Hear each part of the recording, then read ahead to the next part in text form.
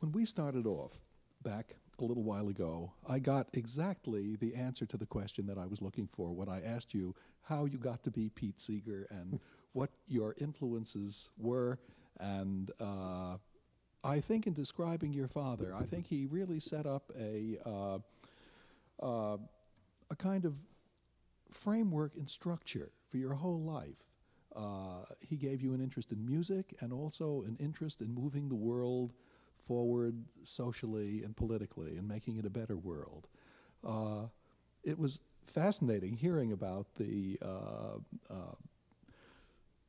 farmers' strike and the almanac singers, and I think I would really like to ask you the question of if could you give us a chronology of how you've learned songs, applied these songs, and applied them to different social and political things in the course of your life. It's a heck of a big question, but I think if you would give us a chronology, it would be fascinating. Well, I have to be careful not to speak more clearly than I think. I feel that while I learned a lot from my father, I'm a very different person. He was a perfectionist. And my way of work has been to kind of slap this out and slap that out. This is what I learned from Woody. You do what you can, and it's the old parable of the sower, in the Bible. He scattered seeds, and some fell in the rocks and never sprouted. Some fell in the path and were trodden underfoot. But some fell on fallow ground and grew and multiplied 1,000-fold. So, as a singer and a songwriter, I've attempted this and attempted that, all sorts of crazy things. And some things have worked, but an awful lot of haven't worked. And I confess that writing songs, it's no great tragedy if a song doesn't work out. Within recent years, I've gotten my family and friends involved in projects. Sometimes it's cost a lot of money and a lot of work, and they haven't all worked out as well as I hoped. So the scatteration technique has its drawbacks. But I'd say I did have the advantage, first of all, of knowing how to read when I was very young. And it was kind of a dissipation almost, when other students might have been being sociable and going out for sports and learning how to play cards and a whole lot of other things. I was reading books and occasionally going off and practicing the banjo by myself, or taking long walks in the woods. And later on, I was able to find music bring me in close touch with people. Now I'm convinced that that everybody has a certain responsibility to learn how to organize. Now, carpenters organize boards, and masons organize bricks, and writers organize words, and cooks organize spices and ingredients for different dishes. But I'm talking about organizing people. And the people of the world too often leave it up to power-hungry types to be organizers. Say, I'll do the work if I have to, but don't expect me to be an organizer, because being an organizer involves, to a certain extent, manipulating somebody else's life. There's a job to do. So you look around and you say, there's Joe. Joe, you're the person that can do this job. And you try and get Joe to do the job.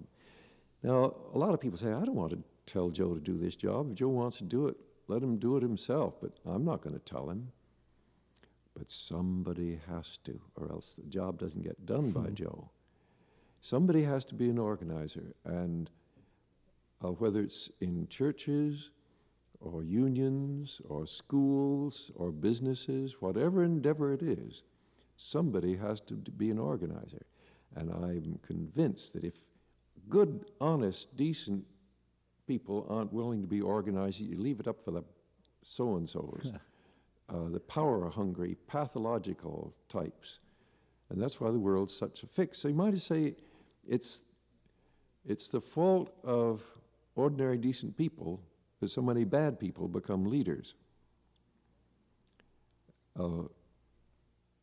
As Tom Paxton says, we elect them again and again. Yeah, that's right. Our leaders are the finest men, and we elect them again and again. Yeah.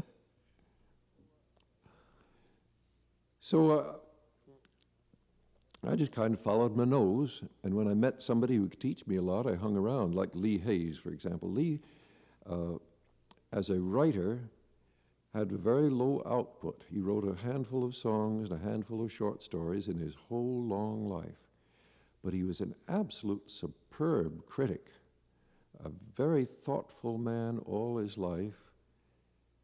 And when he found himself in a situation where something had to be created, he buckled down and created it. And that wonderful little movie, Wasn't That a Time, about the Weavers' reunion, well, it has good camera work in it, good direction, good cutting and editing, but I think what lifts it above just a good movie, to make it a great movie, was the genius of Lee Hayes. One of the most moving movies I've ever seen. I think it'll be seen for decades to come. I think so too. It's a real classic. It's been seen around the world, you know. It's been shown in many, many countries. And it's an astonishing thing. We think that work which Lee did was in the last 4 months of his life. Well, I was fortunate to meet a guy like him and know him on and off for 40 years or so. You met him first in the Almanac Singers. Well, he came to New York because people down south said, Lee, you have a lot of good songs. They ought to be published in a book. He'd collected folk songs. He'd helped write Union songs. And he came to New York trying to find a publisher and trying to see, how do you get a book published? At the same time, Woody and I had been handed a lot of material by Alan Lomax, and we were trying to get a book published.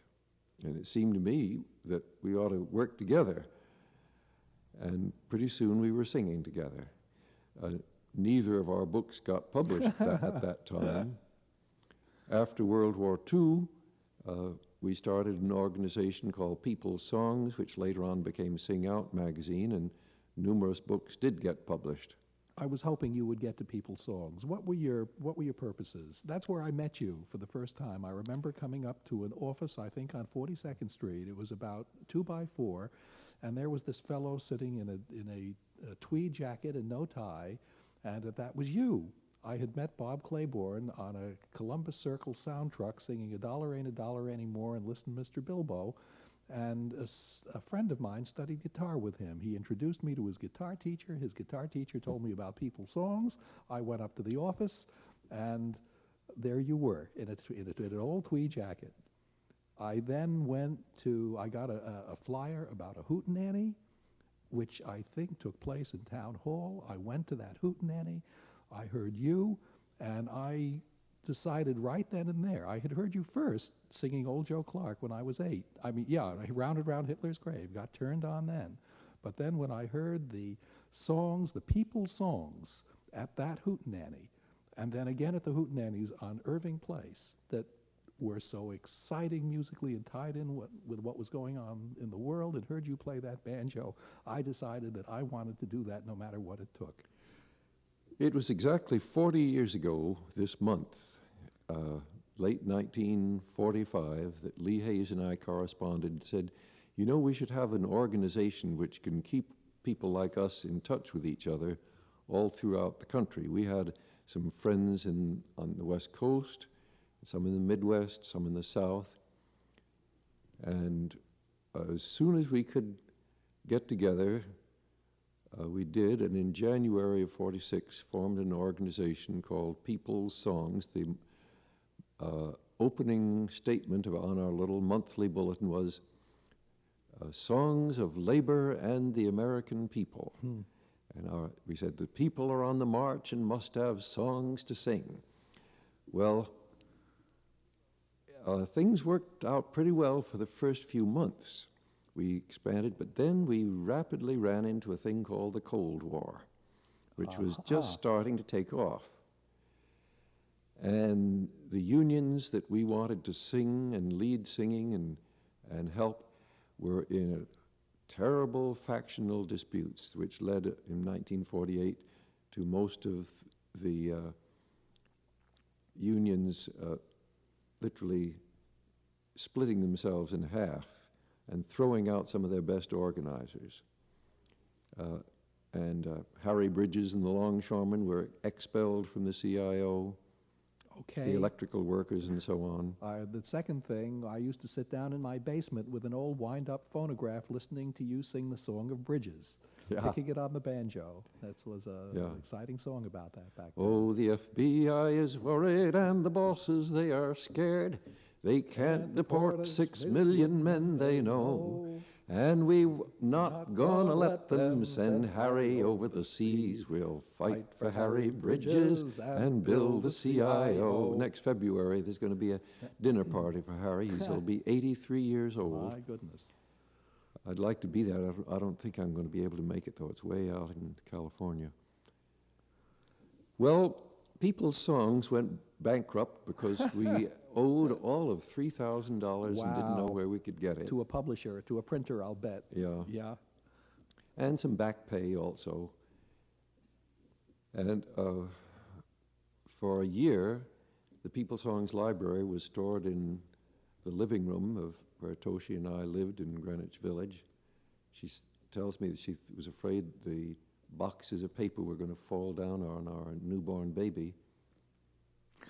But in 1950, we decided we must have a publication again, and we started Sing Out. It just limped along. I remember in the late 50s, going to the office, there was Irwin Silber in a real cubbyhole of a place, trying to keep things going, although the circulation was all of 600. In the 60s, it grew until circulation was about 10,000. I think they actually printed 20,000 copies of some issues, tried to get on newsstands, but we had no real expertise in that kind of publishing. And in the 70s, Sing Out slid back and almost folded 3 years ago, but now it's going strong again. Some of your listeners, I think, would be really interested to see Sing Out now because it's putting out a fine range of songs in every issue. Okay if I give you the address? Please do, sure. It's published by a fine gang of young people in Easton, Pennsylvania. That's Easton. Box 1071, Easton, Pennsylvania. Zip 18042. I'll repeat that if you want to get a pencil. Good. It's Box 1071, Easton, Pennsylvania, Easton. Zip 18042, and comes out 4 times a year. Big fat issue, over 100 pages with articles and songs and reviews and arguments and letters, advertisements. Have to confess, it's got some pretty good competition, though. There's some other fine folk music publications like Come for to Sing in Chicago and the Black Sheep Review in Boston and the Folk Nick in San Francisco. And over in England, perhaps one of the best of all is called Folk Roots. Used to be called the Southern Rag, but they have a circulation of about 15,000 over there in Britain. It doesn't publish songs, but a fantastic number of reviews and articles on singers. The editor, Ian Anderson, has gone out on a limb to boost the fame of a young African singer, Thomas Mapfomo from Zimbabwe, who is singing both in English and in African languages and is building his performance on the ancient folk repertoire of his home country, plus ideas he learns elsewhere. Sounds like the Pete Seeger of Africa. I don't know. I think isn't that exactly what you did? Build your repertoire on the folk legacy of our country, plus adding some new songs of your own and other people's? Well, he's much better organized.